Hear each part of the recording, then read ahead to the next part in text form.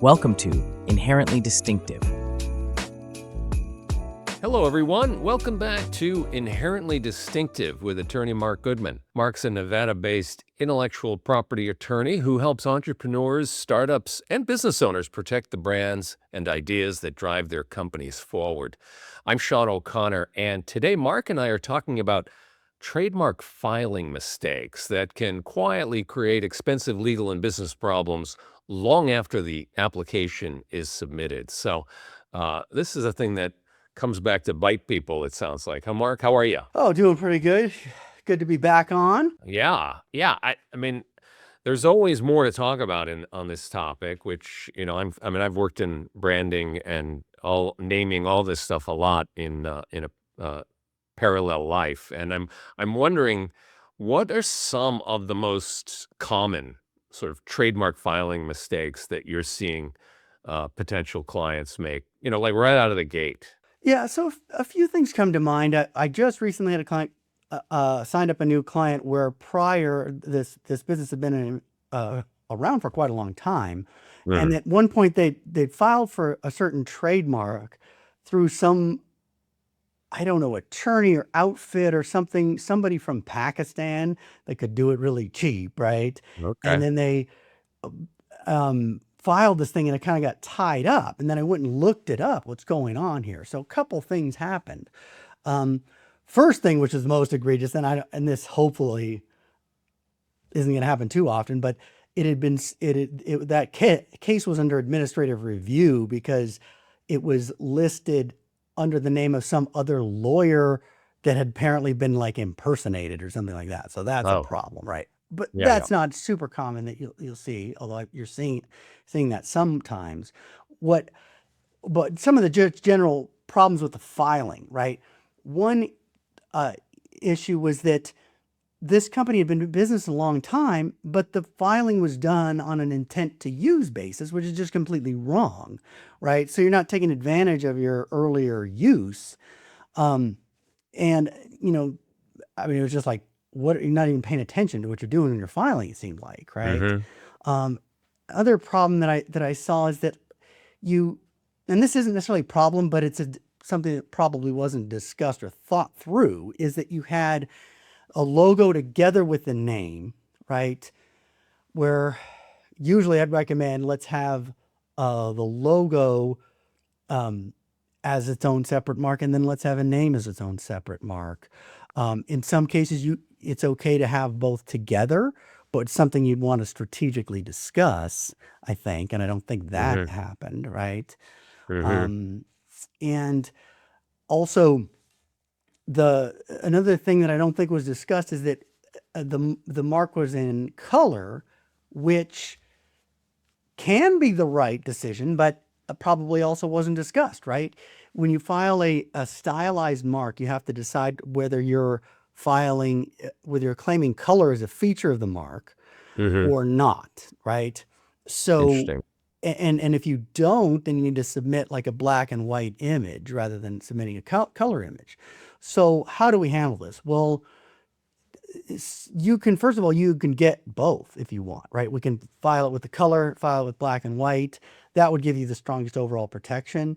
Although I will say that for my kind of entrepreneurs and early stage companies, that's a little bit overkill in terms of for most of them. And so what I usually do is my default is you do the black and white, because then you're covering more ground, I think, right? Because it would cover any type of color scheme, right?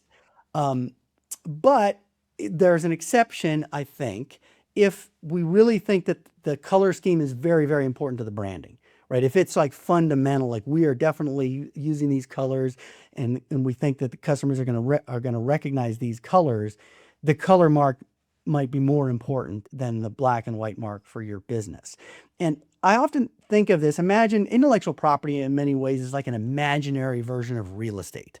So imagine two pieces of real estate with kind of funny shapes, but one of them is superimposed on the other, right?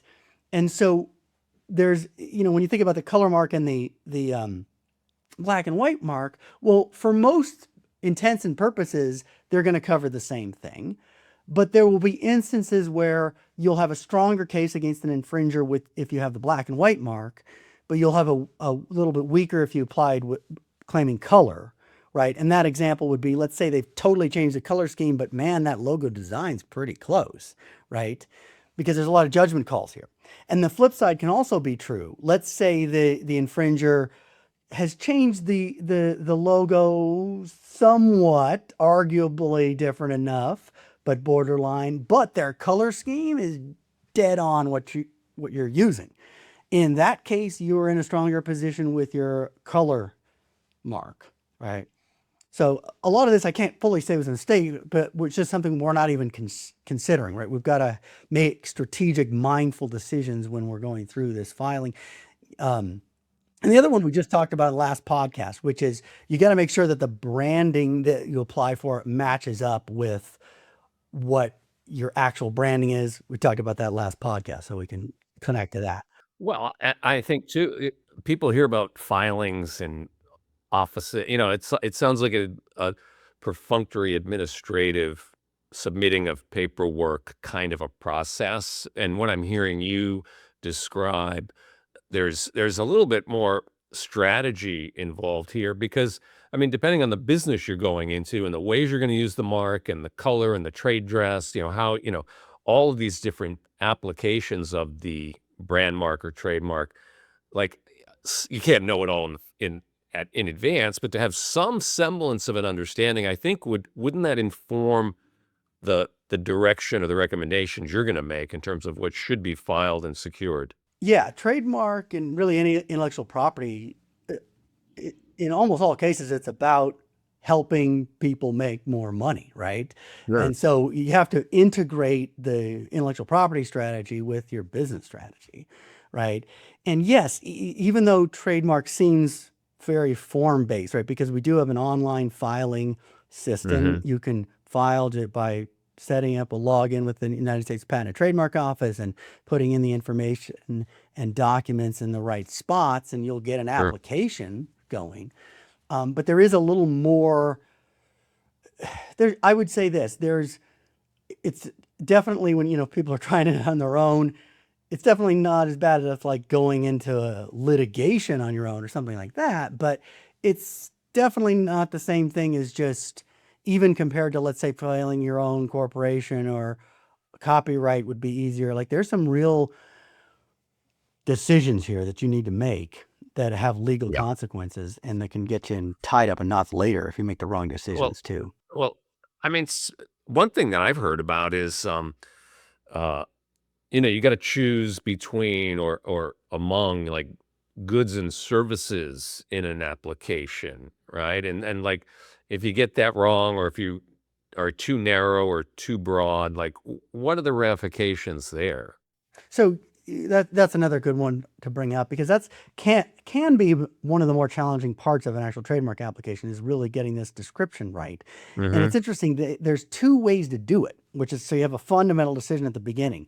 You can file using, they call it the plus form at the trademark office, which is a slightly cheaper filing fee. It's not really, it's like $100 difference or $50 difference, whatever. Yeah. Right. But then when you use that form, you have to select from the pre-approved goods and services descriptions that the trademark office has in their, what they call the trademark ID manual, right? Which is available online. You can search it up and everything, and it's pretty slick. Or you can file a regular application, pay like $100 more, and then you can custom draft your goods and services description. So here's the pros and cons, right? So using the trademark ID manual, the advantage to that is that if you select one of those things, you are not going to get some rejection based on, oh, this is too indefinite. It doesn't describe things right because it's pre-approved, right? Yeah, exactly. But the negative thing is, do any of those pre-approved selections fit correctly with what you're selling in the market?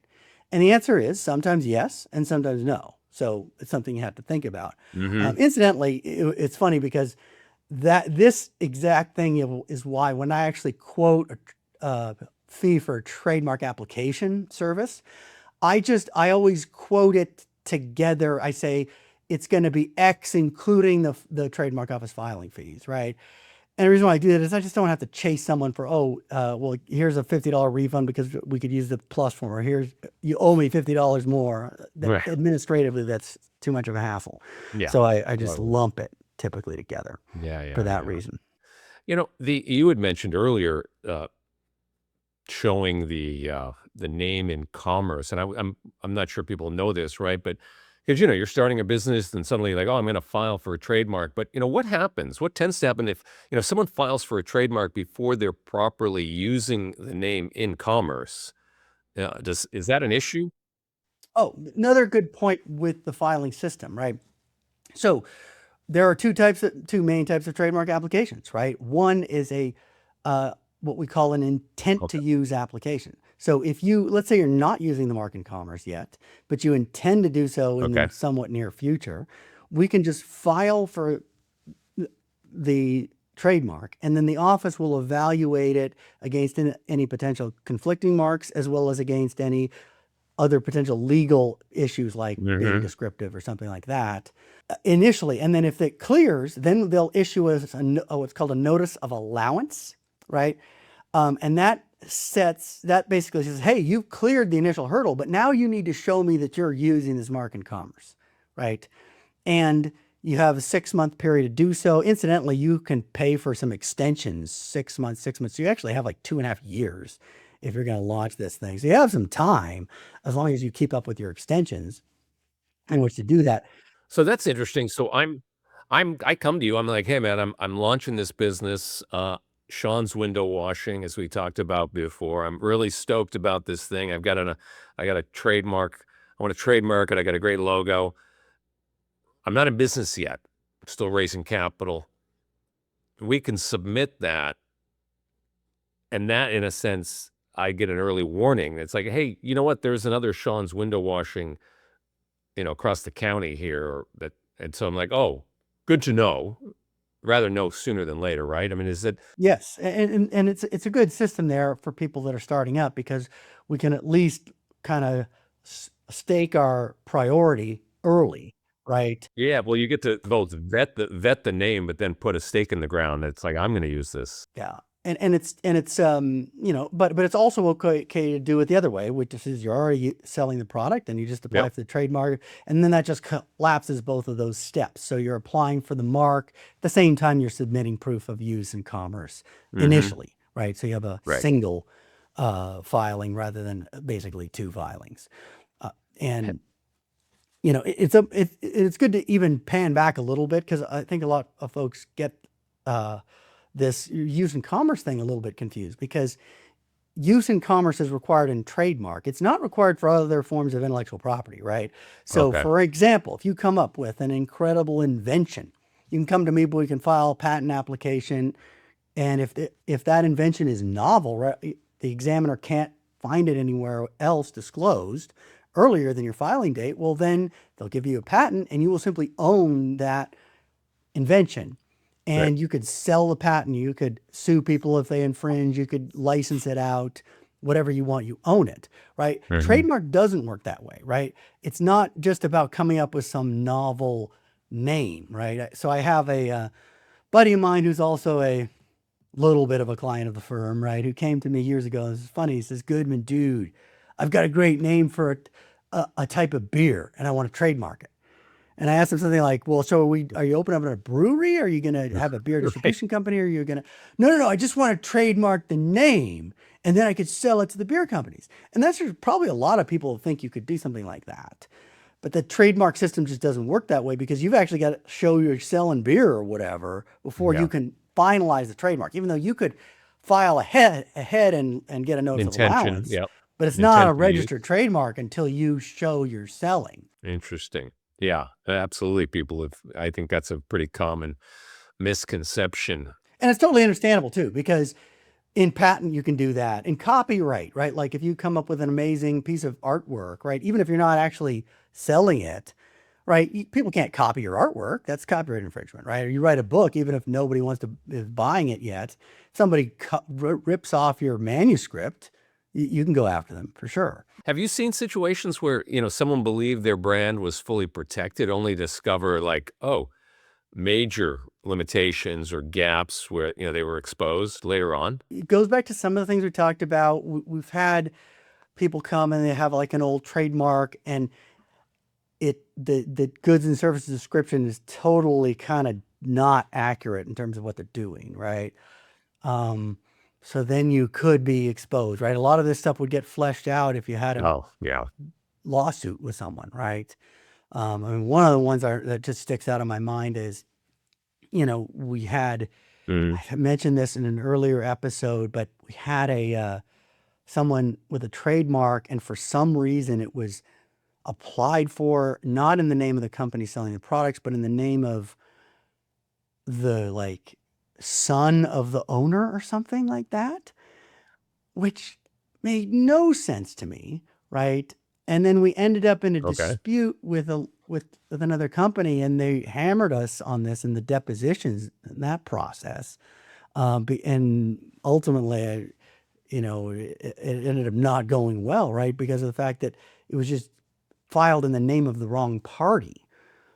So that's something to be very careful about when you're filing. I'm also, and I run into this in conversations all the time. There is a plethora of information online, and there's services and businesses that'll sell you their services to register your trademarks, and, or, people are doing it online on their own, as you said, but I'm wondering what issues tend to come up for someone out there thinking about doing a DIY kind of a route.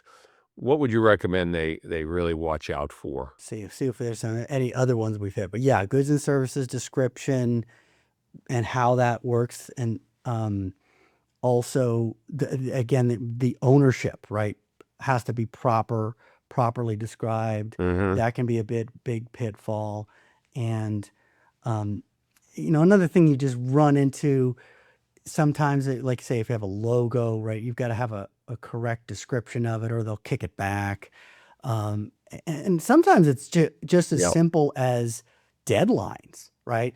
You get an office action of some kind. Which I've seen this happen a bunch of times where someone has filed something, and they file it, and then they get some office action rejecting it, but where there's a super easy fix. But they just freak out, oh my God, and then it ends up going abandoned or something, because they're like, oh, we got rejected, it didn't work, or something. Well, this would have been, if we were handling this, would have been easy. Yeah, it's just you didn't dot the I or cross the T, or whatever it is. Yeah.